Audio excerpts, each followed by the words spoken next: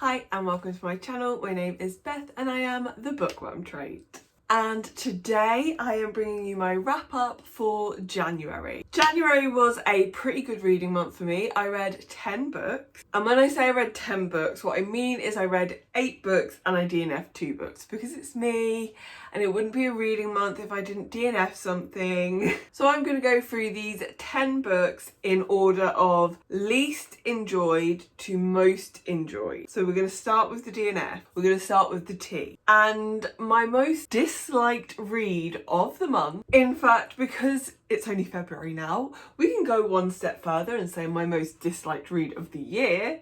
Bearing in mind I have only read 11 books this year, so, you know, it's probably not going to keep this status. And that was The Beautiful by Renee Ahdieh. Now, what can I say? This is my own fault. I've been told by many people that this is your typical YA fantasy, which is not my kind of book. I don't love vampires. Like, I think I love vampires, but there is no evidence of this. This is just something that I tell myself. And so it's not really surprising that I didn't like this book. I should have known. I should have just never picked it up, just left it for people who would actually enjoy it.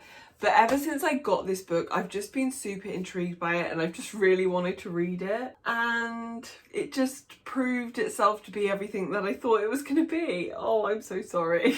So I did put some effort into reading this. I did read over 100 pages. In fact, I think I actually made it halfway. I think I made it further. No, I didn't.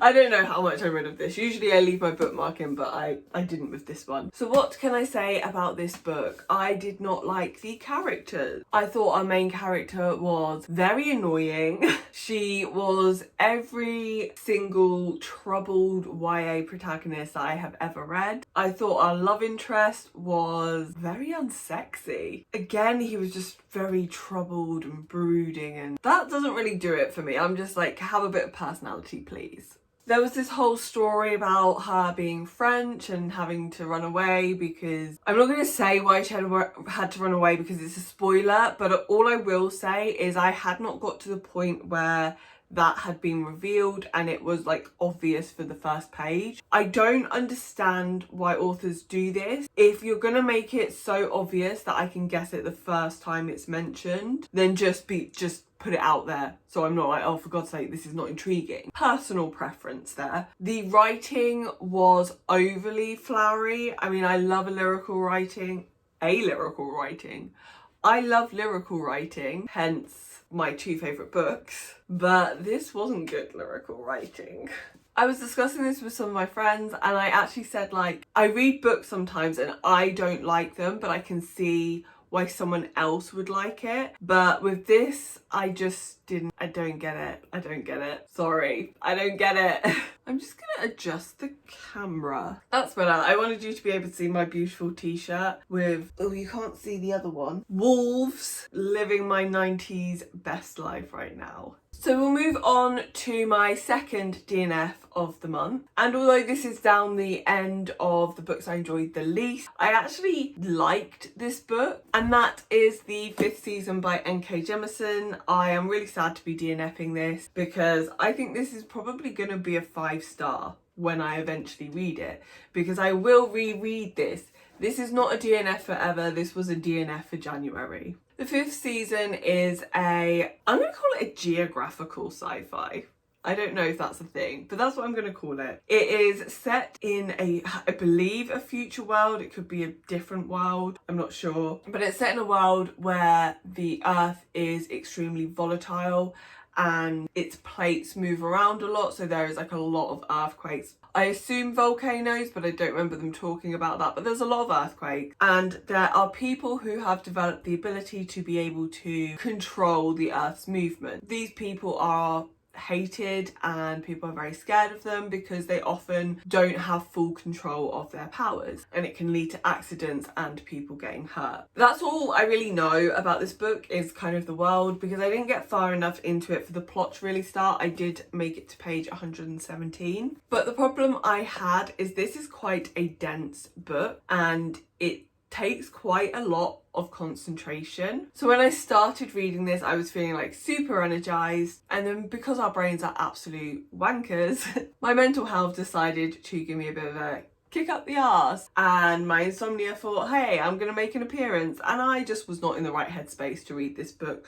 I needed something that was far easier and simple to get through, and so I have DNF'd this until I am feeling mentally capable of dealing with this. And when I do, it's going to be over. I'm going to rate this book so highly. I know it. I'm just going to pop in a quick, I'm going to say honourable mention, but it's not really an honourable mention. It's just a mention. I did also DNF The Dream Snatcher. I don't have anything to say about this because I DNF'd it at about 10 pages. I was not in the mood for middle grade, so I DNF'd it. That's all I'm going to say. So the next book I need to talk about is downstairs, so I'm just going to pop a picture in over here, and that is Mexican Gothic. I can't believe I finished this book in January. It feels like so long ago, but apparently I did. Mexican Gothic is about a girl called Nomi who is a Mexican socialite. Her cousin has married into a family who previously had a lot of wealth but have lost it, and they live like out in the middle of nowhere. Her cousin sends a letter to the family saying that some shit's going down and she needs someone to help her, and so Nomi's father sends her off to go and find out what's going on with her cousin and see if they need to intervene. If you can tell by the name of this book is a Gothic horror novel, and I gave this book 3 stars. This is also the Brownie Girl Guys promise. I'm super disappointed in my rating of this book. This was a 5-star prediction for me, and sadly I just didn't enjoy it. Before I get into my issues with this, I just want to talk a little bit about my rating, because I think for a lot of us we say 3 stars and that's like seen as a bad rating. To me, 3 stars is a good rating. The majority of things that I read I enjoy, and therefore I rate 3 stars. Mexican Gothic I did not enjoy, and if I just purely went on how I enjoyed the book, it would be lower. It would be like maybe 1.5 to 2 stars. But I think Mexican Gothic is a good book. I think it is well written.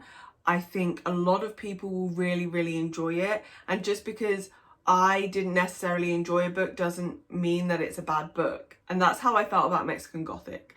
But because I didn't enjoy it, I couldn't rate it any higher than a 3 star. So anyway, my issues with this book. I thought this book was very predictable. I don't know if I found it predictable because I'd heard people speak about something, a recurring theme that there is in the book. And I don't know if because I'd heard people talk about this theme, I then knew it was important, and maybe if I hadn't heard that I wouldn't have paid as much attention to it. But because I did, I predicted the outcome very early on, and that was annoying. I didn't love the characters, but I thought the characters were well written and individual, and they felt very whole. I thought the pacing was really bad, and I feel horrible saying that, but I thought it was too slow, and then it would just have these random scenes that were like super fast paced, and then it would just drop off again and be really slow, and that is just not enjoyable for me. I don't mind a book that is slow paced, and I don't mind a book that is very atmospheric and very much centered on the world that the book is set in, rather than being so much focused on the story. Again, one of my favorite books. But I just didn't connect with Mexican Gothic. I didn't care to find out what happened in the story, and I think a lot of that came because I knew what was going to happen. I knew what the outcome would be, and therefore the stakes were quite low for me. But I would still recommend this book, and I think a lot of people could get a lot of enjoyment out of it. So the next book on the list is also a 3-star read, and this was Lost Boy by Christina Henry. I'm going to say Christina Henry. I don't know if that's right. Lost Boy is kind of like a Peter Pan retelling, but a Hook origin story. In this book, Hook is the hero and Peter Pan is the villain. And this was a good read. This was fun. This was 3 stars. I thought it was a very interesting take on the Peter Pan story, and it really makes you feel differently about who Peter Pan is, because he is in essence the same character, but we're just seeing him through a different lens. So it's not like they've completely changed who Peter is. He is still this forever young boy, but children can be mean and children can be selfish, and Peter Pan is those things. I loved his character.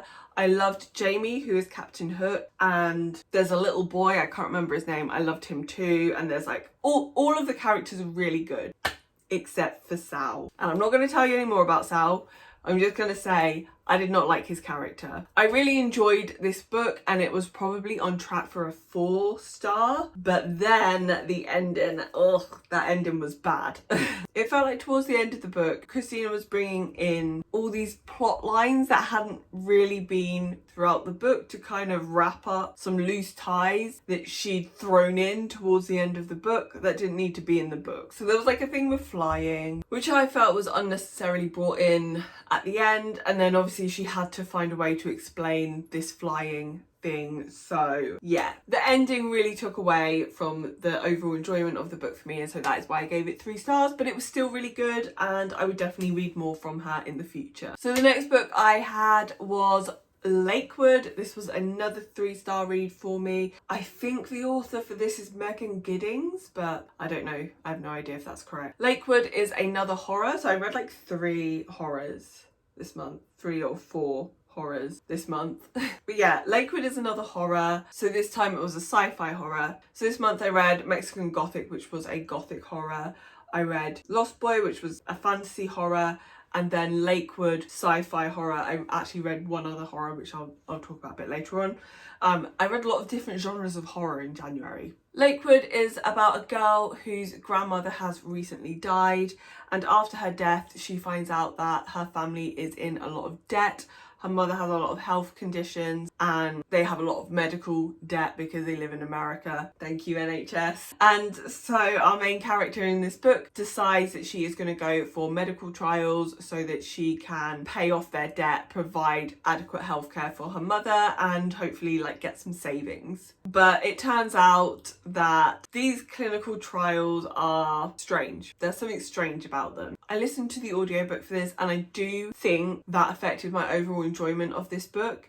I think if I had read it, I probably would have rated it more highly and I think I would have enjoyed it a lot more. I think sometimes with audiobooks, you're not able to absorb as much of the story, and I really feel like it is absolutely dependent on the story and the writing style. And I just think I would have enjoyed it more reading it physically, and I may at some point go back and reread this physically because I find the concept very interesting. It's the kind of science fiction that I really like that's kind of rooted in reality. I love conspiracy theories. I don't believe them, I just love them. And this particular conspiracy theory that this kind of story centers around is just so interesting to me. I thought the characters were good-ish. It's not so much a character-based story, but I did enjoy our main character's character. The side characters were kind of inconsequential, but the story is mainly about her. It's very insular, so I thought she was good. As I said, I just couldn't connect to it, and I think it was a case of the audiobook. So if this is a book that you are interested in, I would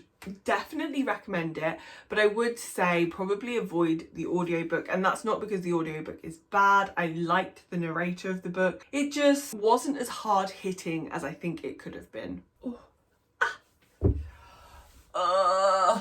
Aching. Why am I aching? I'm just standing still. And the next book, another 3 stars that I think really deserves a high rating, but I just can't give it higher. I just can't do it. That is A Deal with the Elf King by Elisa Kova, and I gave this book 3 stars, but honestly it feels like a 5-star. It has that 5-star feeling. A Deal with the Elf King is a fantasy romance about a human girl who ends up in a kind of arranged marriage with an elf king. This story is very romance focused. That is the main plot of the story, is their romance. The subplot, the fantasy element, is about finding balance between the human world and the magical world. Luella, the main character, she has to come from the human world to the elf world to sit on the throne and give like some of her human magic to the elf world or the magical world to keep it alive. The other part of the story is about her trying to find a way to restore the balance between the two worlds without a human queen having to sit on the throne. This book was thoroughly enjoyable. I really enjoyed it. I didn't mind the characters, I didn't mind the plot, I didn't mind the writing,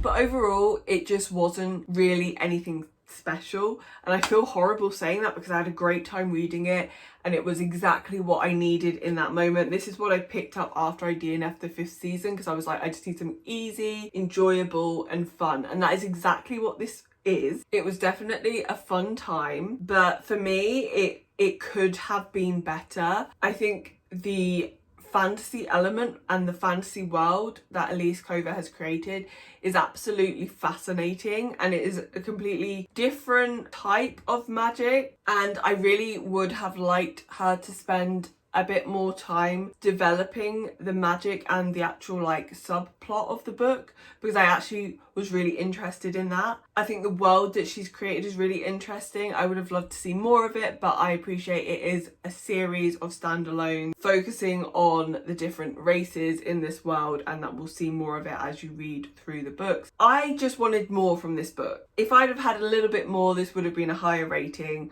but because I just felt like she didn't go as far as she could have with the plot, it was a 3-star. But it was a very high 3-star and I loved it, and I will definitely read the next book in the series, which is like Something with a Fey Rogue, and I'm picking up another book by her this month as well. So I recommend, if you like fantasy romance, I recommend Elise Cover because I really enjoyed this. So we are now moving up a star level to our 4-star reads, and there are 2 4-star reads. And the first one that we are going to talk about is The Afterlife of Holly Chase. And I finished this in January, but started it just after Christmas. And I've had this book for a very long time. I've been meaning to read this for a very long time.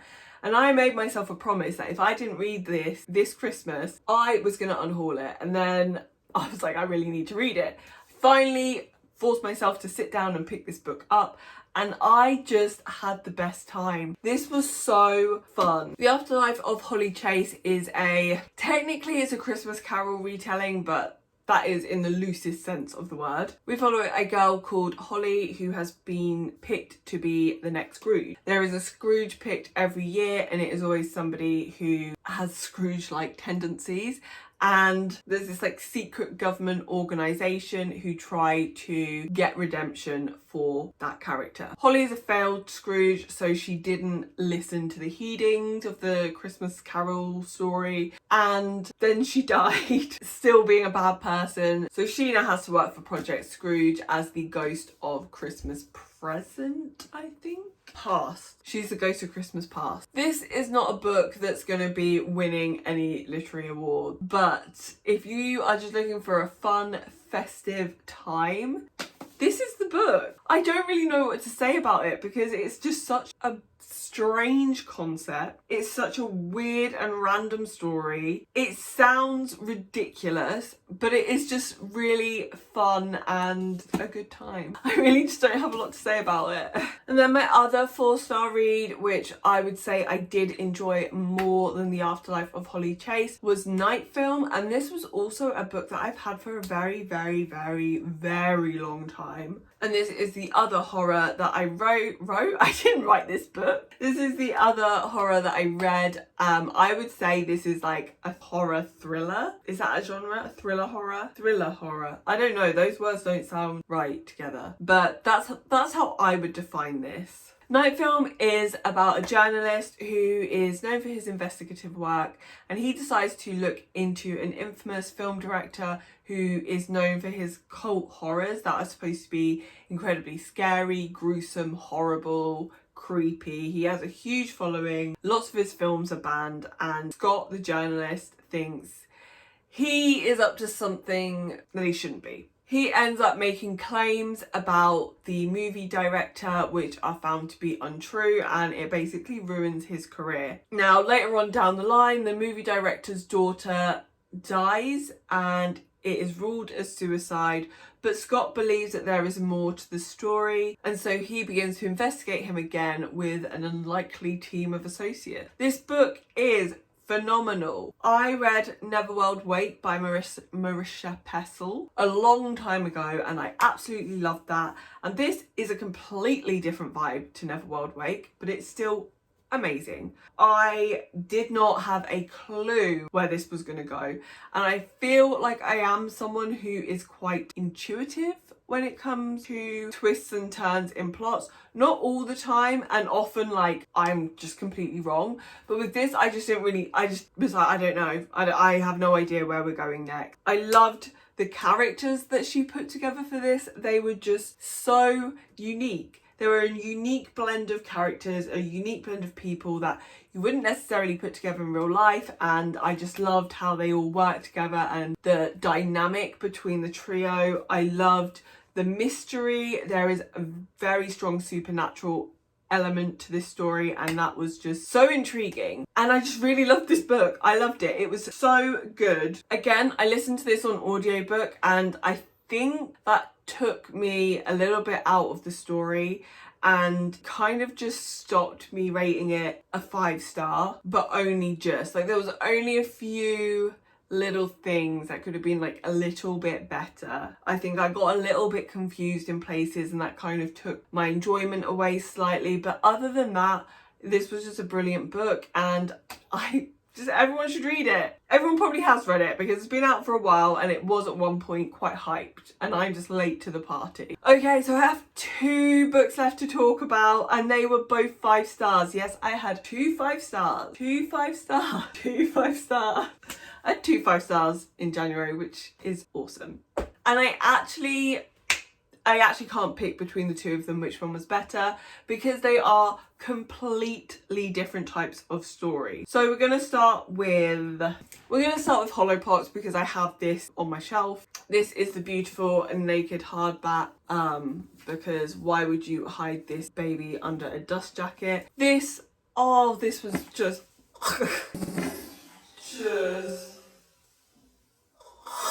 okay, this book just attacked me. I take it back. It's not 5 stars anymore. So this book was so good. So good. This is the 3rd book in the Morrigan Crow series. The Morrigan Crow series is about a girl, Morrigan Crow, who is a cursed child. So she's cursed to die on her 11th birthday. Instead of dying, a man called Jupiter North comes to her house and takes her away to a magical world of Nevermore, where she is going to enroll or attempt to enroll in a magical school called the Wondrous Society. This is a 3rd book, so obviously I have to be quite careful what I tell you about it, because I don't want to spoil it for anyone, because it is really great. But this book is incredibly pertinent to what is going on in the world at the moment, and reading it was kind of spooky. In this book, there is a pandemic which is affecting Wonimals. It's affecting Wonimals, which are animals with human levels of intelligence. They're able to speak and they have jobs, and they're basically just people, but they have animal bodies. This illness basically makes them revert back to their animal form, and then they are left hollow, hence it's called Holo Pots. We have a pandemic during our own pandemic. It then also looks a lot at how Wonimals are treated by the rest of the society, because obviously they are very different to people. They look very different, and there is a lot of hatred towards them and a lot of like fear mongering and stuff like that, and they begin to be treated very badly because of this Holo Pots, and it allows people to perpetuate negative stereotypes about them. And yeah, that was all just a lot. Reading this was a lot. There is one scene, and this isn't really a spoiler because I won't go into details about it, but there is one scene where people are storming on a building, and I read that chapter a day or 2 after the storming of the Capitol building. So this book was kind of spooky, but I think it was just so well written, and just I actually feel a bit emotional talking about it because it was so good, and this book is just so uplifting and so positive, and I think it's really important message for children to have, because it is really a message of acceptance and love and treating people equally no matter what they look like, who they are. I feel like every single book in this series just has such an important message. I really love the way that Jessica Townsend has made this diverse world, and it doesn't feel forced. Like, yeah, okay, maybe it would be better if some of the main characters were also POC, so maybe you could say that would be better, but the world itself is very diverse, and not just in terms of the colour of people's skins and their ethnicity, but also diverse in regards to sexuality as well. I feel like this would be a really good book for children to read at the moment, because it just has so many ties to what is going on right now, and it's written in a way that can help them understand and maybe be less afraid of what's going on in the world. So I love it. Just, if you haven't picked up this series, 100% you need to, even if you're someone who doesn't really enjoy middle grade, because I'm not a middle grade reader, and I just love this book series. Oh, why do I ache so bad? I did exercise yesterday for like the first time in a while, and oh my god, I hurt. And moving on to the last book. The last book I read, another 5-star read. Oh my god, I love this book. And this book was Eleanor Oliphant is Extremely Fine, and this book was fine. And I loved this book. Oh my god, I don't even know how I'm going to talk about this book, because it was just perfection. Like, I don't have one criticism. I don't have one thing that I could possibly say could have been better, because nothing could have been better than this. Eleanor Oliphant is a story about trauma. It's about a girl called Eleanor who has had an extremely difficult, traumatic childhood, and it has turned her into a very particular type of person. She is not likable at all. She is very set in routine, and she looks down on a lot of people. This has led her to be extremely isolated in her life. One day, Eleanor is at a gig. She gets some free tickets to go to a gig. She sees a guy performing, and she decides, that's him, I'm gonna marry him. So the book is really about Eleanor trying to recreate herself into a version of her that will be appealing to this guy. And along the way, she begins to start to have relationships and come to look at why she is the way she is and begin to heal. One of the things I really love about this book is that it is all about the journey towards self-love, and I don't think we ever really come to a point in our lives where we are done with that journey. It's always a process, and this book was all about that. Eleanor is a really sad character, and oh my god, I'm not gonna cry again. This is why I don't rate books 5 stars, because I just get too emotional. I think hearing her story made me think a lot about myself and the way that I treat people. I'm like, not saying I'm just a massive bitch. I am not a people person. I would say I'm very kind and very loving, but I don't got time for people. And Eleanor Oliphant made me think about my own judgment of people, and how I can just straight off the bat be like, no, I'm not interested. But really, I don't know what's going on in someone's head. I don't know why someone is the way that they are, and maybe we all just need to like take a step back and just accept people for the way that they are. Maybe we don't all need to do that. Maybe that's just me and my issues, but it really did make me think. It was very thought-provoking. And then she has this friend, and I forget his name, and I can't believe I can't remember his name. Raymond. His name is Raymond. Oh my god. I don't know what the tear up from Cinnamon Roll is, but he is like the tear up from that. Like, he is the kindest, most sensitive, just wholesome and pure person, and I'm gonna die. I need to sit down. I think this is probably going to be one of my favourite books of all time. It's a book that I would love to go back and reread. It's a book I think everybody should read, because I think it is an important message, an important story. I think it has a lot of heart, and I love it! And so those were all of the books that I read in January. If you're still here, thank you so much for watching. Please leave me your favourite love heart emoji in the comments down below. And also let me know if you've read any of these books, if you're going to read any of these books, or if you have any recommendations for me. If you like this video, then please like it and subscribe if you want to see more from me in the future. And hopefully you'll come back and see me in another video soon. Now I'm off to cry. Bye!